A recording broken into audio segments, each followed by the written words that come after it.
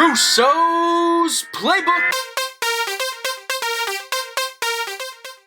Alright, you already know what time it is. We are back with another episode of Russo's Playbook. I'm your host, Nick Russo. We got AG and Hunt with us today. What up, fellas? What's up, everybody? How's it going? Glad to be back. Rainy day in New Jersey. Good day to do a podcast. Nothing Yes, better sir. to do, right? I'm excited. Let's do it.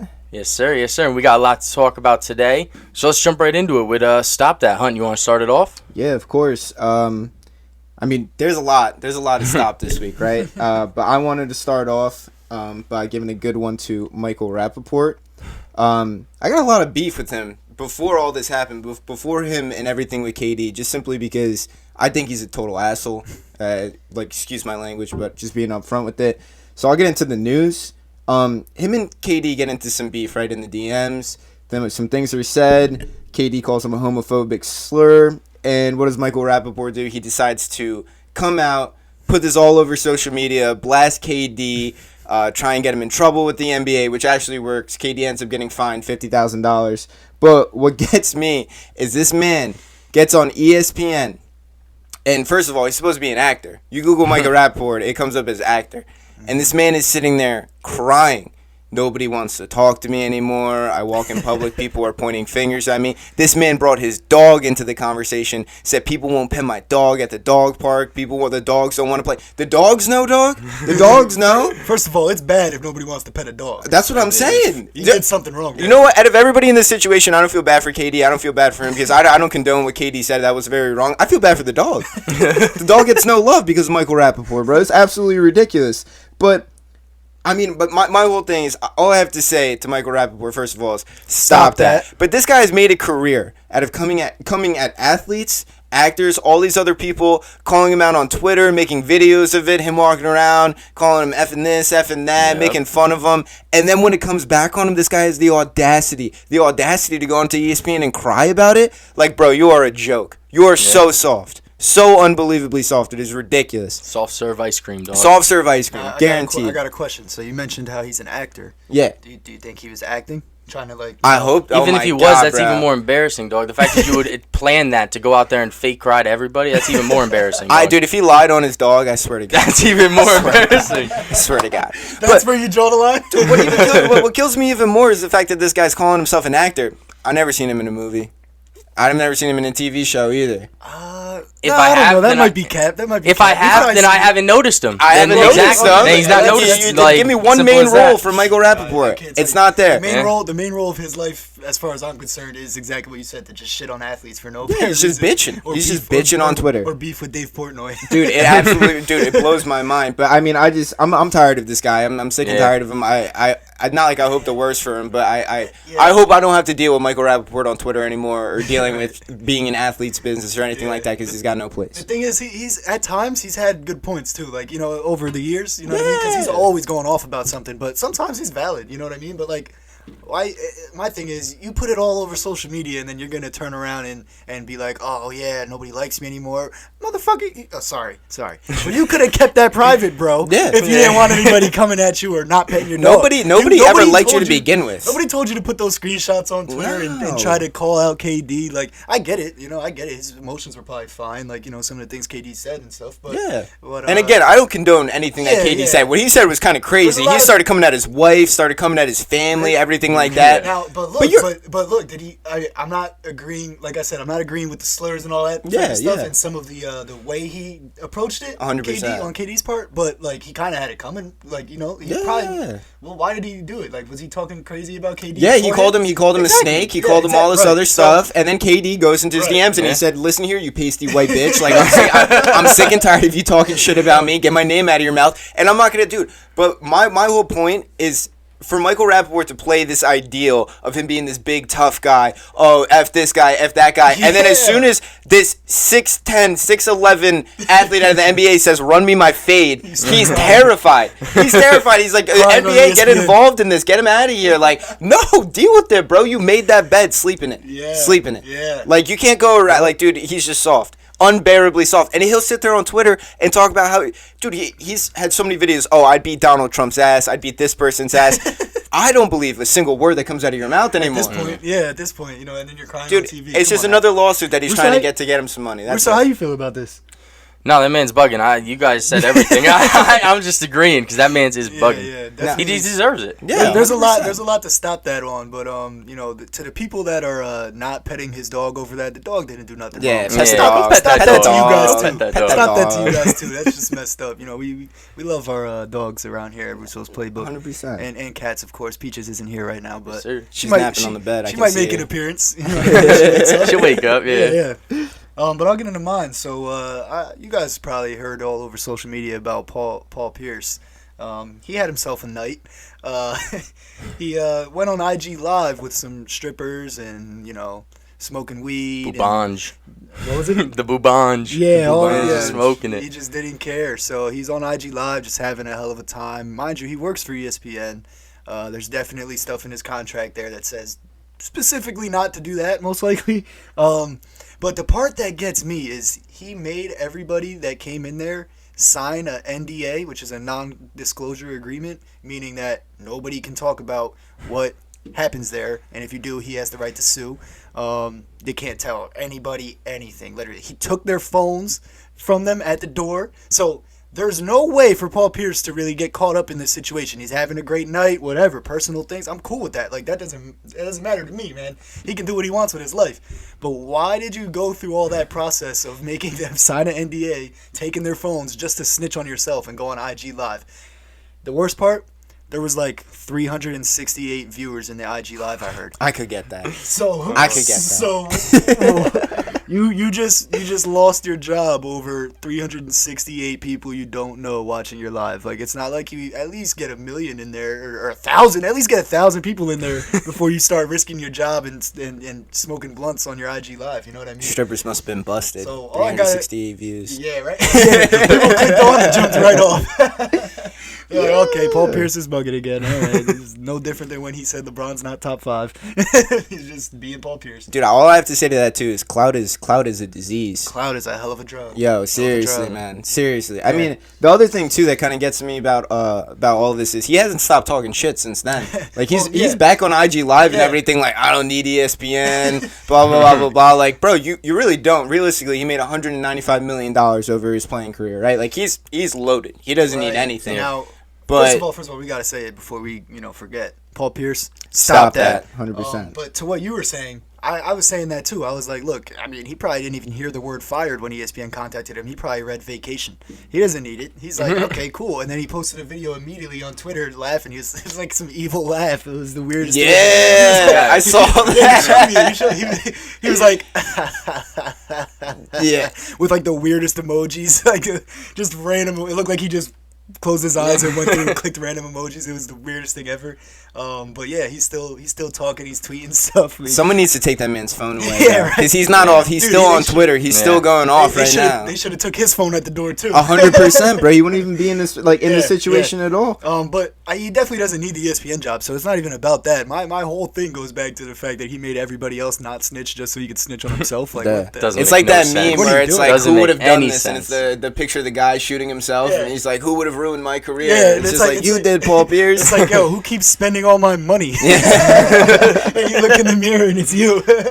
But- I don't know, dude. He's a mess. No, This all happened after. I feel like his downfall was the D Wade comment, and then when he went on ESPN on that show, and everyone's just ripping him a new one, and they're just like, D Wade has three championships to your one. D Wade has this to your blah blah blah, and he's just sitting there taking it all.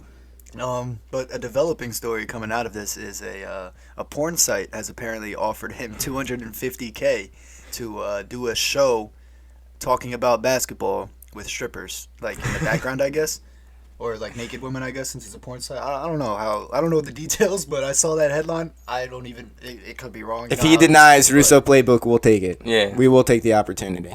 Yeah. No, I'm just kidding. No, but we'll take Paul Pierce though for sure. Too, 100%. We got a chair for you anytime, Paul. Yeah, we'll make it happen.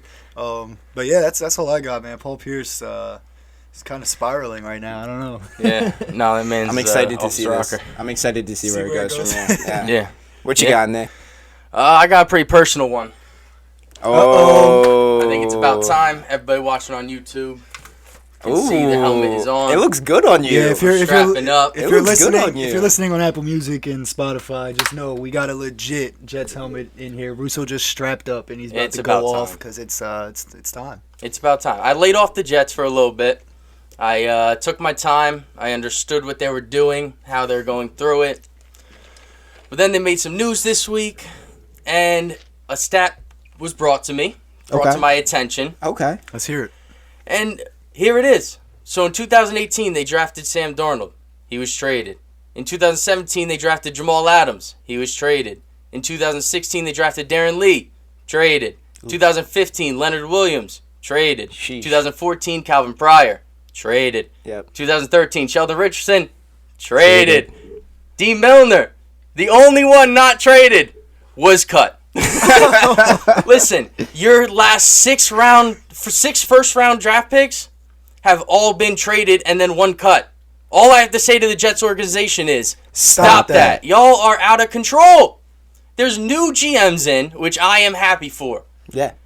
But 6 years of nothing. What have I been watching? Bro, if you're not watching this on YouTube What right have now, I been watching? you should just tune in on YouTube because Russo's literally shaking right now. He's so heated.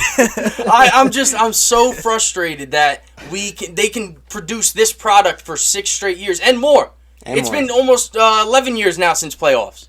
So they could just keep pushing out this BS and expect us fans to just love it. And I hate it.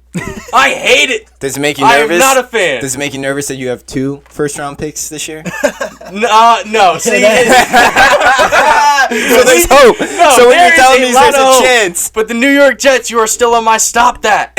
they're trying to double up this year. They're gonna give you two for one special. Dude, please don't ruin this for me. Now listen. I'm gonna give them some credit real quick because Joe Douglas wasn't there for all that. Exactly. So and I have that faith was in him. and Sam Darnold wasn't his pick either. So trading him exactly. away, even though he's the one who made that trade, it's not really Joe Douglas. Well, let's move and they're right gonna into try it. to go get a quarterback, right? So Yeah. I mean, So let's move right into it. So the news of the week was really the Jets trading Sam Darnold to the Panthers. Jets received 2021 6th-round pick, 2022 2nd-round pick, 2022 4th-round pick. I mean, listen, they were looking for a 2nd to 1st-round pick. They got their 2nd for next year. They got some extra picks after that. I'm fine with the trade. I think you guys win. Exactly. I think you win that we trade. got good. I think Sam Darnold's the biggest winner here. Oh, 100%. they threw that man's a 100%. going away party. His family and Yeah. friends in Oh, New York. yeah. I've never seen Sam Darnold smile in New York deserved City it. up until yesterday. deserved it. In that video, he No, came there's in a video of pumping him. up the crowd. Yeah. The only other time was that video of him in the club. He was Yeah. He was but then pretty Then he happy. caught mono the next week. Yeah. So that kind of came crashing. I think that's down. just the story of his life, to be honest with you. Yeah. But realistically, let's deserves go. it, though. Let's go back to the Jets because this Oh, was honestly. Let me get to All right. Hum it off for this one. But realistically, for the Jets, I think this is the best overall outcome, right? Because you were looking for maybe like a 1st or a 2nd rounder. You got 3 picks out of it. In the past, like we just talked about, you guys can't pick in the 1st round. God awful at it. That was when you had a terrible GM and everything. But Joey Douglas gives him a chance. Yes, It does. 100%. That makes me remain faithful. Or just hopeful, I should say, Yeah. right? For Russo's sake. Yeah, for Russo's sake. Not for anybody else. I don't care about the Jets. But I just need realistically- my friend to be okay. Realistically here, 3 picks, all relatively decent rounds. I mean, a 6th-round pick's going to be whatever. Maybe you guys end up getting a kicker or something. I don't know. Tom Brady. That's We do need a kicker. But Yeah, no, I yeah. don't- So maybe you land something there, but the 2nd and 4th round is actually going to be super beneficial for you guys for the next years coming up because, like we've talked about in the past, it's always the depth with the Jets. One guy goes down, they don't have anyone to come up underneath them that anyone's ever heard of to do something. Now you guys actually have a legit chance to start building a team up, right? Yeah. This is everything you've needed. On the Panthers side, though, I have a question for both of you. Do the Panthers still go for a quarterback? I think they move away from that. I think they go left tackle at the moment just because they need one badly. So they're going to go Sewell, you think? If he falls to him, that would Okay. be a good pick. I don't Okay. think he'll fall that far. But, I mean, with Sam Darnold going to the Panthers, Matt Rule loved him. When Matt Rule interviewed for the Jets head coaching job, he only wanted the job, and it came out and said this. He only wanted the job because he met Sam Darnold and fell in love with it. Oof. Like, he was a big fan of Sam Darnold. So do you think it's Sam's job already, or? Oh, Sam won it. Carolina came out and said Oh, really? they're giving Teddy Bridgewater the option to either request a trade or stay on the team and be a backup. Sheesh, poor Teddy B, man. Yeah, he's been through a lot. He didn't play bad either. You know what I mean? Yeah. They still got PJ not at all. They still got PJ Walker. Yeah. Yeah, so I mean, even if he leaves, PJ Walker's not a bad backup option for the Panthers either. But I think Sam's gonna excel with the Panthers. To be honest, Yeah, I don't think he's gonna be great. But I think he's gonna be good. I think he's gonna be better than he was with the Jets. He's got Robbie Anderson, his favorite weapon with the Jets. Yeah. He's got Joe Brady, who basically turned Joe Burrow into the superstar he is. 100%. So, and he has a stable organization around him. Yeah. You know what I'm saying? That's all he needed. We didn't give him that. Now we're turning the page. I think Joe Douglas and Robert Saleh is a new chapter. I think that's the right move to go to. I think one of the biggest things for him too is Christian McCaffrey. He's got the Christian McCaffrey bailout now. He's going to be open. If he's got to roll out, he's got no one downfield. Christian McCaffrey will be open. C-Man's got to stay healthy. That's the number one thing now. I mean, he had one hell of a year last year with injuries, and I that makes me super worried. When he's healthy, he's a dog, absolute dog. He's the best running back in the entire league when healthy. Yeah. But I agree with you, Nick. I think this is a great opportunity for Sam Darnold. A nice fresh start. He's still young. That's what everybody forgets. Everyone acts like he's like 30 years old, like on his way out. The dude's like 23, 24 years old. He turns 24 in June. He is younger than us three. Yeah, that's what I'm saying. Wild. This is almost like him kind of like restarting his NFL career. Some people don't even get to the NFL until they're 23, don't even get that starting position. So, I mean, he's got those 2 years of experience where he was on a downfall. Don't get me wrong. He wasn't given much, but I guarantee he's very appreciative of what he has now. And moving forward, like you said, I think it's just a good thing. Good thing they got going. You guys know, obviously, viewers don't know as much, but you guys know that I've never been confident in Sam Darnold. Nope. Like, at all. But as Hunter said, I am happy for him. It's a new beginning. Maybe he turns it around. But I respect the Panthers a lot for even giving Teddy B the option. Like, I mean, obviously he could have just came out and requested a trade anyway, but the fact that they came out and said, look, like, we understand you can either stay with us or we'll try to find you a better place, because I don't know, that's putting a lot of confidence and faith in Sam Darnold when you haven't seen him prove anything yet. I get the chance that I get the idea that he still has upside. He's still young. He's got a chance to be saved for sure. But I wouldn't have gave Teddy B that option. Like, I would say you're saying. I would have said, look, you're saying your ass right here and you're waiting. I also wouldn't have gave Sammy D the job. I would have made it a competition, because at the end of the day, that would have made Sammy D better anyway. 100% make him earn it. And not even and just make them both fight for it, because then Teddy B might earn it, and that'll make him better. Either way, you're getting a better quarterback when the season starts. And make it a competition. Which is what I kind of think the Eagles should do as well with the Jalen Hurts, Joe Flacco situation. Like, don't just say it's Jalen Hurts. Like, you know what I mean? Make it seem like Joe Flacco has a shot. Make him work harder. You know, I mean, they're gonna work harder anyway. They're athletes. They're professional athletes. They want to be great. Sam Darnold wants to start and have a great career and turn his career around. But at the same time, man, you got to put that little extra battery in his back. Like, oh, this might not be my job. I agree. Yeah, gotta push him a little more. I agree with that as well. What we got next? So let's give your blood pressure a little break here. Yeah, I'm sweating now. Look what y'all made me do. The Jets a little bit too much. My bad. No, let's move right into March Madness, fellas. How'd you like the game? Well, the championship game. I mean, we could start with that. It was pretty disappointing. The Zags laid a what is it? Shit the bed. Laid an egg. Whatever you want to call it. They played poorly from the start. They were getting out rebounded. Couldn't really make shots. You know, it was just bad. I mean, it started off like 15-4 or something like that, and I kind of knew they didn't really have a chance after that. I got big beef with Baylor. I took them over 87 points. Homie drove into the lane when they had 80 or over 87 points. They had 86. Last 15 seconds, dude drives into the lane. You think he's about to go in for a layup, which was very open. He got the steal. He stole the ball, drove it down court, got into the lane, and then just took 3 steps back. I was heartbroken, son. Dude, I thought the funniest part, heartbroken. The worst part was that he worked so hard to get the steal. Oh, ridiculous. No reason at all. Mind you, this is a kid. The game was over. They put all the bench guys in to, get an opportunity to play March Madness.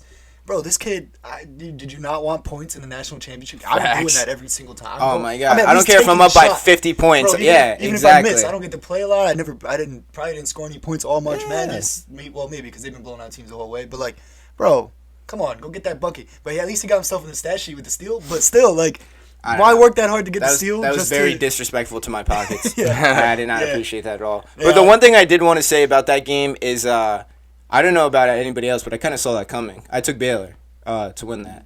And the reason why was after like going through both of their seasons, like Gonzaga, I mean, hats off to him, undefeated season up until the championship game. They worked so hard in the semifinals, I guess, to get into the championship. What would you even call it? The conference finals, their side of the bracket. And, they win that game in overtime. Literally just storybook writing. But when you look at who they've played all year compared to who Baylor was playing, Baylor was going against. Right. I mean, dude, and Baylor's got some, they've got, the height, the size. All-American backcourt. That's what I'm saying. Literally, the running joke is it's like Baylor basketball lifts with the football team. Oh, you're undefeated? That's adorable. We live with the football team. Cute. Yeah. And it showed. They literally... It's we don't even have a D1 football team. Yeah, exactly, bro. We couldn't. We couldn't if we wanted to. Didn't have a chance. Sorry. And, I again, though, hats off to Gonzaga, but... Baylor, I mean, they showed up to play. That was the whole difference from the jump. Yeah. They were on point the entire game. You can't take that away from them.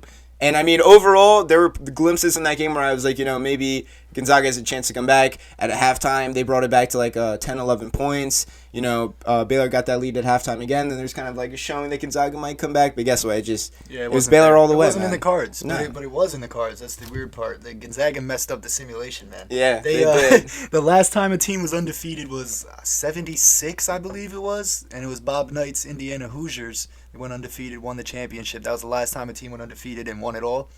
And that was Indiana, exactly 45 years ago.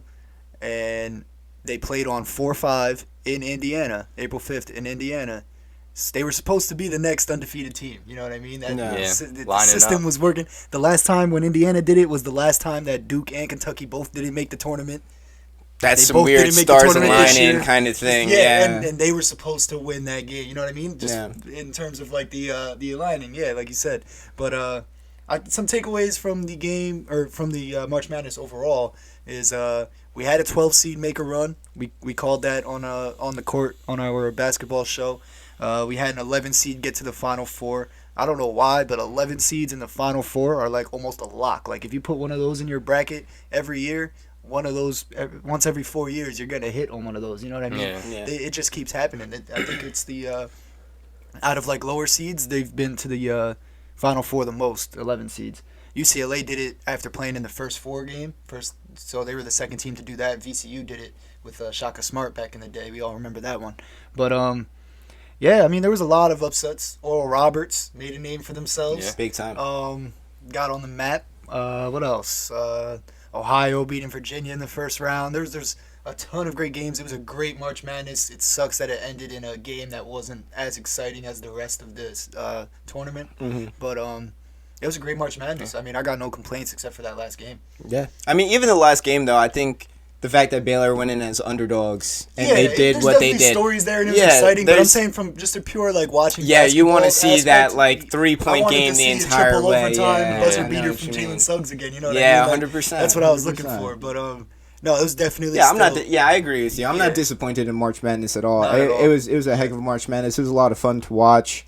A lot of fun to bet on, or just throwing down bets here and there throughout the entire way. That was a great time. But and we only had one COVID case or mess up. That was the number one thing because when VCU came out with the COVID, I was like, okay, here we go. It's gonna ruin March Madness this year. Everyone's brackets are gonna be screwed up. But the fact that was the one mishap and it was over with, I think that it worked out well. And I don't want to brag or anything, but oh no, go off. Talk about this. Let them know. I would like to say that I had a bracket in the top 340,000 in the country out of 70+ million brackets. What was the percent? 98, right? 98%. I was in the top 2 percentile. Top 2. So I'll clap that up for you. Top 2, but we not 2, boys. Come on now. Top 2, but I was 2. But I was close, man. The bottom bracket messed me up. The bracket with Houston and Illinois. That's what messed me up. If Illinois didn't lose, if they went 2 more rounds, bro, I might have been in the top 1%. But that's what messed me up. But that was a great bracket. I had Baylor winning that one. I had Baylor scoring 87, which was the 87 you needed. Yeah. In my the tiebreaker score that you gotta pick. I had them at 87. They got 86. So I was kind of almost completely on the money with that bracket. I don't know how I did it. I'm definitely getting it framed. I'm gonna hang it up back here. Because I think that's dope. I don't know. That's incredible. Close. I'll probably never be that close again. And I know you guys don't know anybody closer. But yeah, I mean, March Madness was exciting, man. But we're still basketball here. We're back to the NBA now. Yep. Focus up on the NBA. So next week we'll be updating you guys since we've skipped the NBA for the past couple weeks, since it was March. Yep. Yeah, and let's just move on to some things we wanted to touch on, like the PGA starting up tomorrow, I believe. Yep, tomorrow. The Starting Masters, up, yeah, Masters, yep. And Dustin Johnson won it last year. May be looking for a repeat, as our boy Pat has mentioned. Yeah, he also has a. What's up? No, I was gonna say, yeah, our guy Pat, he's heavy on Dustin Johnson, man. He said if there's a lock if there's any lock for this week, take him going like top 10 is like a must lock. And but he hasn't won it again, repeating. Yep. Just to let you guys know as well, there's a bet on FanDuel right now under their boost, and it is Dustin Johnson, Jordan Spieth, and Bryson DeChambeau. One of them just has to score under 68. Normally the odds would be minus 200 for that. It's plus 100, $50 max bet, but it's in the first round, right? Under yeah, 16, first round. That's probably one of the safest bets you could probably ever take in your life. They made it plus 100, added 300 odds to it. So if you're looking to make some money, probably some easier money. I'm not, nothing's for sure in the betting world, but that seems pretty damn close. Yeah, and look, this is why you got to tune into Russo's Playbook every week, because we provide the value. You know what I'm saying? Sure. You guys probably didn't know about that. You don't follow golf. But we got you. You don't have to follow golf to make money on golf. You know what I'm saying? Yeah, Just listen to us. Just listen to us. Yeah, and then we also got some UFC content coming out, right? Yeah. Oh, I don't think I cut you off. I don't think we even mentioned that. Pat's got the Masters blog dropping tomorrow morning as well. So look out for that. We'll post it on the social medias and everything. Yeah. But UFC too. To follow up with UFC, yeah. This Saturday, big fights. Lots of lot fights, of fights. right? Lot of fights. Yeah. So we got Sammy dropping a analysis blog that'll be out tonight, so you can read that all the way up until Saturday. Then we got our betting guide coming Thursday afternoon, I believe, and then we have a show where we're gonna do some analysis as well. And then next week we got a John Jones debate. I got somebody that's a big fan of John Jones and somebody that's very against John Jones, and I'm gonna mediate that, and they're gonna debate, talk it out. So anybody who's into John Jones, UFC, all of that stuff, next week we got a good one for you for sure. That's my dog. I love John Jones. Dude, Whoever's against John Jones, I don't even want you on the show. If you want to hop in too, we could do that. You know him too. I'll tell you who it is after. But yeah. Yeah, and we'll wrap it up right there. But make sure you subscribe, like, and comment if you're watching on YouTube. Check us out on Apple Podcasts, Spotify, any other podcast platform really that you want to listen to. As well as, like we said, our blog's coming out on russosplaybook.com. So follow the Twitter and the Instagram at Russo's Playbook, so you never miss a play, because we post everything there. So that's where you can really find everything. We also got a interview with our boy Tom Jornet. It's part of Team Fried. It's coming out. You guys might not have heard of Team Fried yet, but you'll know all about it once you see this. He's one of the best camera guys in the motocross industry. By far. The industry hates him because he's better than them. They hate him because they ain't him. You know what I'm saying? So they hate greatness. Definitely tune into that. Well, they just hate that he's taking all the views away from the big guys. You know what I'm saying? So that's what we do over here. One last shout out to our boy Jake Walshin, helping us out with some intro music. He's got a new song that just dropped too. Jake Dillon, I believe it is, right? Yep. On everything. Go give him a follow. SoundCloud, things like that. One of our best friends. We just want to show him support since he showed us some love. And he made this outro beat that you're about to hear. So that's all. We'll catch y'all next week.